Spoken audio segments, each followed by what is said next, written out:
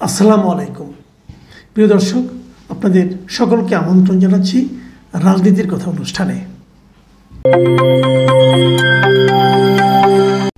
দুদিন আগে আমি বলেছিলাম যে এই কোটার যে আন্দোলনটা হচ্ছে, ছাত্রদের যে দাবি, এর বিপরীতে সরকারের যে অবস্থান, সেটার সাংবিধানিক অবস্থানটা নিয়ে আমি কিছু কথা বলবো। সাংবিধানিকভাবে এটাকে আমরা কিভাবে বুঝতে পারি, এটা নিয়ে আমরা কথা বলবো। দেখুন, আমি নিজে সংবিধান বিশেষজ্ঞ নই, স্বীকার করে নিচ্ছি, কিন্তু আমাদের সংবিধানটা একদম অতি সহজ সরল বাংলা ভাষায় লেখা আছে। লেখাপড়া তো জানি, পড়তে তো পারি, পড়তে পারলে কথার অর্থ তো বুঝি। কি বুঝেছি সেটা আপনাদের সঙ্গে আলোচনা করি। আপনারাও কি নিশ্চয়ই কিছু বুঝেন, আপনারাও সেটা নিয়ে ব্যাখ্যা করতে পারবেন। কিন্তু তার আগে সরকারি দলের যে সাধারণ সম্পাদক ওবায়দুল কাদের সাহেব, উনি আজকে একটা গুরুত্বপূর্ণ কথা বলেছেন, এবং উনি বলেছেন যে কোটা বিরোধীদের দাবি সংবিধান বিরোধী। মানে কোটা বিরোধীরা যে দাবি করছে সেই দাবিটা নাকি সংবিধান বিরোধী। এ কথাটা কে বলেছেন? ওবায়দুল কাদের সাহেব বলেছেন।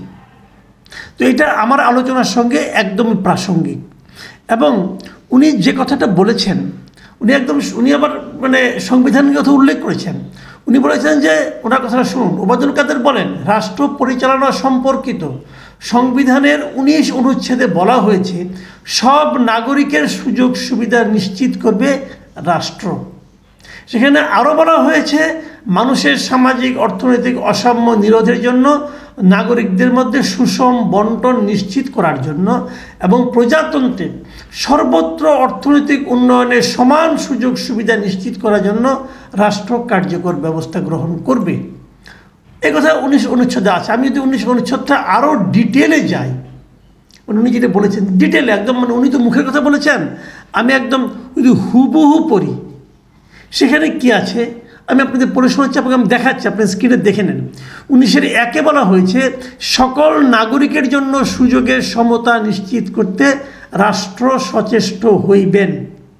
তো সকল নাগরিকের জন্য সুযোগের সমতা কি তৈরি করা হয়েছে? যদি কোটা থাকে তাহলে কি সকল নাগরিকের জন্য সুযোগ সমতা হয়? এটা কাজে খালি এইটুকু ধরলে হবে না, আরও অনেক কিছু আছে, আমি তারপরে বলি। 19-এর 2-এ আছে মানুষের সামাজিক ও অর্থনৈতিক অসাম্য বিলোপ করিবার জন্য, নাগরিকদের মধ্যে সম্পদের সুষম বন্টন নিশ্চিত করিবার জন্য এবং প্রজাতন্ত্রের সর্বত্র অর্থনৈতিক উন্নয়নের সমান স্তর অর্জনের উদ্দেশ্যে সুষম সুযোগ সুবিধাদান নিশ্চিত করিবার জন্য রাষ্ট্র কার্যকর ব্যবস্থা গ্রহণ করিবে। কি ব্যবস্থা গ্রহণ করছেন আপনারা? সাম্য অবস্থা, সুষম সুযোগ সুবিধা দানের জন্য কি ব্যবস্থা আপনি গ্রহণ করেছেন? আপনিও নাগরিক, আমিও নাগরিক। আপনার টেস্ট করার জন্য, সিম্পল একটা টেস্ট, মেডিকেল টেস্ট করার জন্য আপনি সিঙ্গাপুরে যান, আমি যাইতে পারি? আমার সঙ্গে আপনি কি সাম্য হলো? আপনি যে কথাটা বলছেন এটা যদি আপনি ধরেন, তাহলে তো আপনার রাষ্ট্র পরিচালনার ক্ষেত্রে সম্পূর্ণ ব্যর্থ, এবং আপনারা সংবিধান বিরোধীভাবে রাষ্ট্র পরিচালনা করছেন। কি সাম্য করেছেন? এটাকে আপনি কিসের মধ্যে কি ঢুকাচ্ছেন? কোটা আন্দোলনের ক্ষেত্রে এই আলোচনা চলে না। আবার 3 নম্বরে আছে, 19-এর 3-এ আছে জাতীয় জীবনের সর্বস্তরে মহিলাদের অংশগ্রহণ ও সুযোগ সমতা রাষ্ট্র নিশ্চিত করিবেন। হ্যাঁ, এটা খুব গুরুত্বপূর্ণ। মহিলাদের সকল স্তরে, রাষ্ট্রের সকল স্তরে মহিলাদের অংশগ্রহণের সুযোগের সমতা তৈরি করতে হবে। খুব ভালো পয়েন্ট এটা, এবং এই পয়েন্ট আপনারা অবশ্যই করবেন। মহিলাদের কোটা থাকবে না কেন? থাকবে। কেন থাকবে না? যারা কোটা বিরোধী আন্দোলন করছে তারা কি একবারও বলেছে যে আমরা মহিলাদের কোটা চাই না?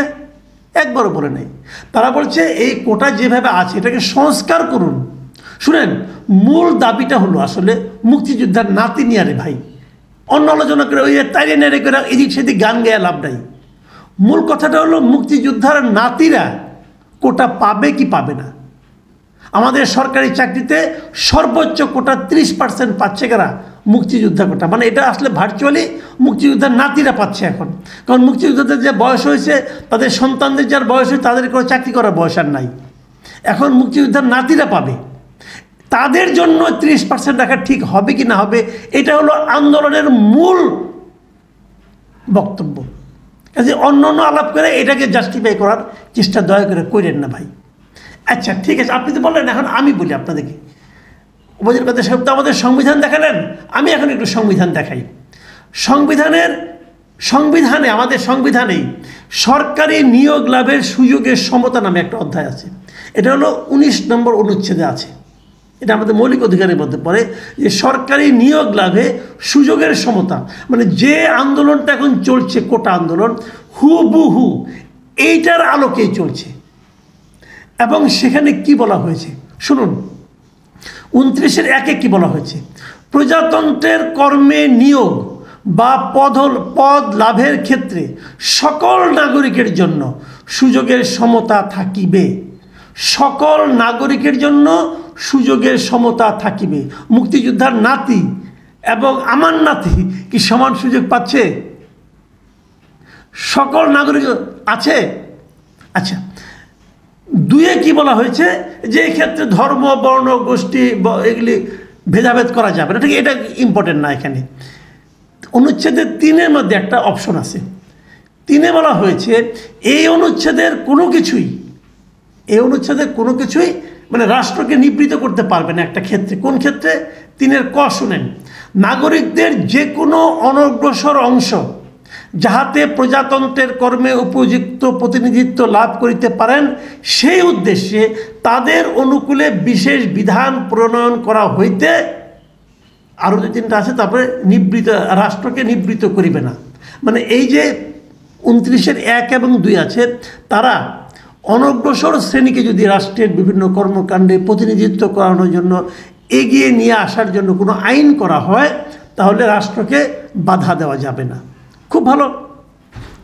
এইটাই হলো কোটার বেসিক কথাটা, যে সরকার যদি এই ধরনের কোনো আইন করে তাকে বাধা দেওয়া যাবে না। কিন্তু সরকার কাদের জন্য এই আইনটা করতে পারবে?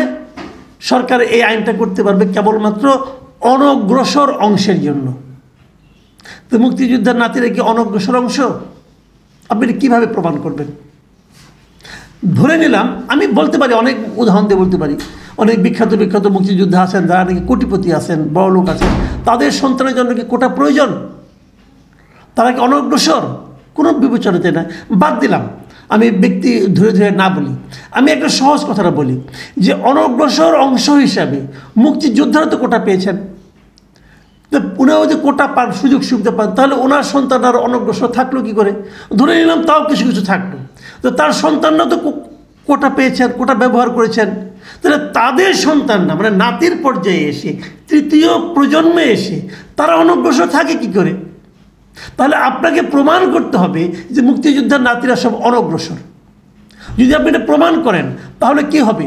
তাহলে মুক্তিযোদ্ধার সন্তানরা যে অনগ্রসর ছিল সেটা আপনাকে প্রমাণ করতে হবে। এবং মুক্তিযোদ্ধার সন্তানরা যে অনগ্রসর থাকে কোটা পাওয়ার পরেও, তাহলে বোঝা যাচ্ছে যে কোটা দিয়ে অনগ্রসরকে অগ্রসর করা যায় না। কথাটা তো সিম্পল। তাহলে মুক্তিযোদ্ধার নাতিদের জন্য 30% রাখাটা, এটাকে তাদেরকে অনগ্রসর বলাটা, এটা জাস্টিফাইড নয়। আমি মনে করি এই বিবেচনাতে, অন্য আলোচনা বাদ দেন, এই বিবেচনাতেই এই যে কোটা মুক্তিযোদ্ধার সন্তানদের যে মুক্তিযোদ্ধা কোটা 30%, এটা টোটালি আমি মনে করি অসাংবিধানিক। আমাদের সংবিধানে কোথাও এটা নাই এইভাবে। বরঞ্চ আমাদের সংবিধানে 29-এর 1-এ স্পষ্ট বলা হয়েছে প্রজাতন্ত্রের কর্মে নিয়োগ বা পদলাভের ক্ষেত্রে সকল নাগরিকের জন্য সুযোগের সমতা থাকিবে। সকল নাগরিকের জন্য। এখানে মুক্তিযোদ্ধার নাতিদের জন্য আলাদা কোনো ক্যাটাগরি করা নাই। সেই সমতাটাকে আপনি রাখতে পারছেন? খালি বড় বড় কথা বললে তো হবে না রে ভাই। এটাই হলো বাস্তবতা। এই জায়গাটা এসে কিন্তু আসলে আজকে যারা কোটা সংস্কারের আন্দোলন করছে, মনে রাখবেন, এরা কিন্তু একবারও বলেনি যে আমরা কোটা বাতিল চাই। কোটা বাতিল করেছিলেন আমাদের প্রধানমন্ত্রী 2018 সালে। এরা বাতিল চায় নাই, এরা সংস্কার চেয়েছে। সংস্কারে আপনাদের এত আপত্তি কেন? এটার কোনো জবাব নেই আপনাদের কাছে। গায়ের জোরে এখন কি করছেন দেখলাম যে আপনার যারা কোটা আন্দোলনকারী তাদের বিরুদ্ধে মামলা হচ্ছে আজকে, এবং সেই মামলায় কোনো সুনির্দিষ্ট আসামি নেই, অজ্ঞাত আসামি। তার মানে যে কাউকে ধরে নেওয়া হবে এখন। তো এটাতে বোঝা যাচ্ছে কি আপনারা কিন্তু একটা সরাসরি এই একটা বিপুল জনগোষ্ঠীকে আপনাদের প্রতিদ্বন্দ্বী বলেন অথবা তাদেরকে আপনাদের শত্রু বানানোর একটা চেষ্টা করছেন, এবং তাদেরকে আপনারা রাজনৈতিক কালার দেওয়ার চেষ্টা করছেন। বলছেন যে তাদের পেছনে জামাত বিএনপি এরা আছে। এইভাবে একটা বিরাট জনগোষ্ঠীর কাছ থেকে অশ্রদ্ধা অথবা এক ধরনের ক্ষোভের মুখে আপনারা পড়বেন, এতটা বুকে আপনারা হবেন এটা আমি আশা করি না। প্রিয় দর্শক, আজ এ পর্যন্তই। আল্লাহ হাফিজ।